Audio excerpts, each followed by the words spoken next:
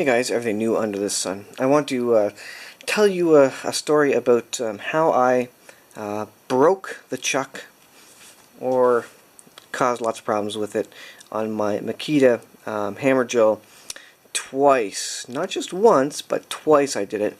And this is my old Makita. I bought this actually secondhand. This is the impact driver. This works great actually, and this one actually has a chuck issue as well. I find that often when you pull the collar up, the bit doesn't want to come out. See right here, so it's actually not. It's actually doing it right now, and I think that's a ball bearing thing. So I'm not sure what's up with that, but that's sort of another story. This has otherwise worked very well, and I usually only have the Robertson in it anyways. But this guy here, this is my DHP 481Z. This is the flagship Makita hammer drill. This is the big boy. It has like 1,020 inch-pounds of torque or something like that. This is the brushless motor. There's the DHP 481 there. This is the flagship model. This has all the features. It's got the hammer drill, the drill, and the screw, and obviously the let's see, the 21 settings of torque on it for the screw driving. It's got the high and low speeds, and it does accept the star batteries, which I don't have. It also has a battery indicator, which is nice. Now, I did a video about this whole thing last Christmas. I got it for Christmas, but since I've received it, I've broken this chuck twice. Now, I'm just going to show you what I did basically. So the first time, I was trying to, before I got my impact, I was trying to take lug nuts off my car, and I didn't have a half-inch converter for a large lug nut wrench. So I made this thing, grounded down out of an old half-inch driver, and basically used a grinder to grind it down. And I stuck it in the end here. Stuck it in the end. Let's see, like that. And then basically started to try and take my lug nuts off. But the problem was, you notice it wobbling at the end.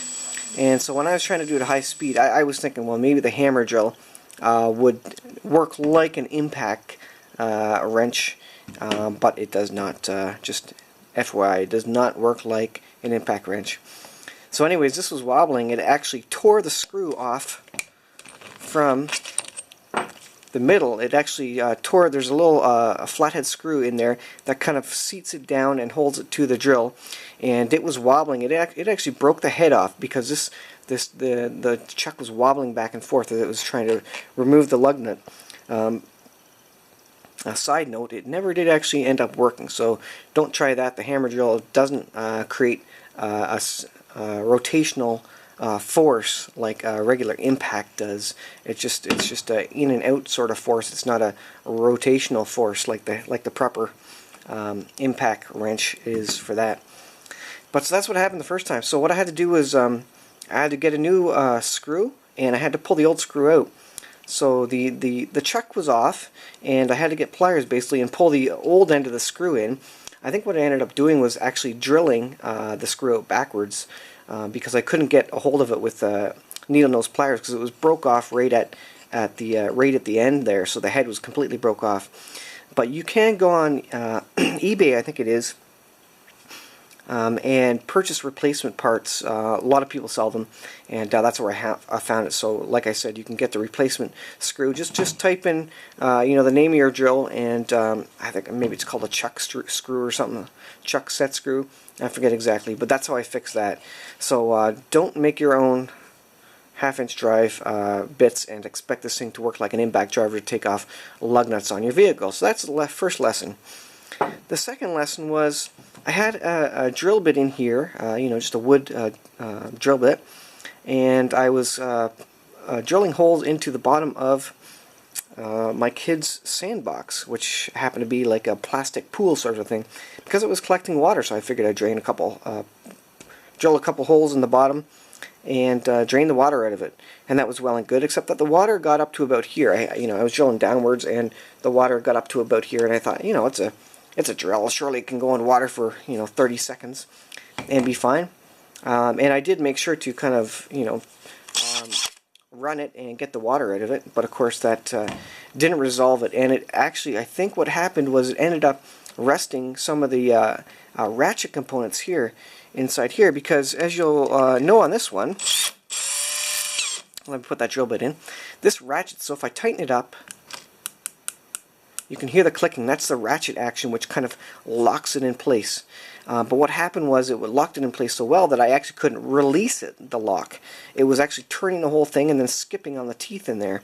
So now I have fixed it. You can see it works now, and it works, you know, about 99% of the time now. But before, I could not get the bit out, and it took a lot of doing to get that fixed. So what I did was if you get your chuck, and it was just this part, it wasn't the rest of the body, if you get this part in water and it doesn't release for you, you can hear there that it's kind of rough because it's kind of, the action is not 100% in there. But anyways, what you can do is put lots of oil down there, soak it in oil, and then if you can get this going back and forth, you basically have to work it until it comes loose. You know, fill it up with WD-40, something that'll go through it, and you know, run it like this so that the oil gets through and into the back of the chuck, basically where the ratchet joints are, the ratchet teeth and stuff. And once you get it, then you just go back and forth, open it and close it. So you just close it like that, and then open it. You can see how rough it is, because I probably did a bit of damage with the rest in there. Oh, see, now you can notice that it's clicking all the way. It's not supposed to do that, but there, now it's loose again. So it's not 100% fixed, but it is a little fixed. So that's a lesson to you for these fancy new drills. A, don't try and make them into an impact for taking off lug nuts, and B, or two, my hands are greasy because I've got oil all on this trying to fix it up. B, don't stick it in water and think that it's going to come out at the end of the day. Now, they do stress tests with these drills, and they stick them in sawdust and water and stuff, but I don't know that they actually let them sit overnight and maybe get a little bit of rust happening here. I would actually prefer just to have a standard old non-ratchet chuck, because there's probably less chance that is going to lock up, whereas this one has little teeth inside that can't afford to get locked up by rust. So a cautionary tale from a guy who has the flagship Makita model. I love it. It's a heavy beast.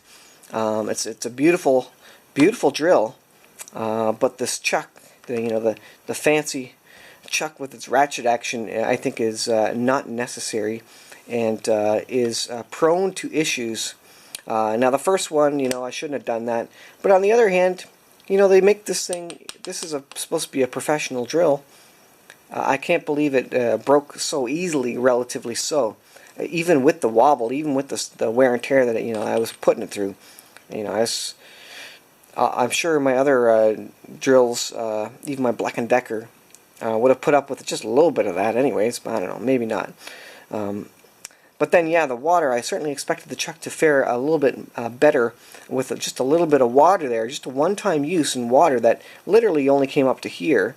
And that was enough to just get a little bit of rust in there. I think that's what happened anyways, and caused all sorts of issues. I may even at one point need to replace this chuck because it's so rough now. I'm hoping I can kind of loosen it up and keep it working, but it's pretty brutal. Thankfully, you can take the chuck off relatively easy with the screw inside, the set screw like I was saying, and just buy the chuck and get a new chuck on there. But otherwise, just want to show you that.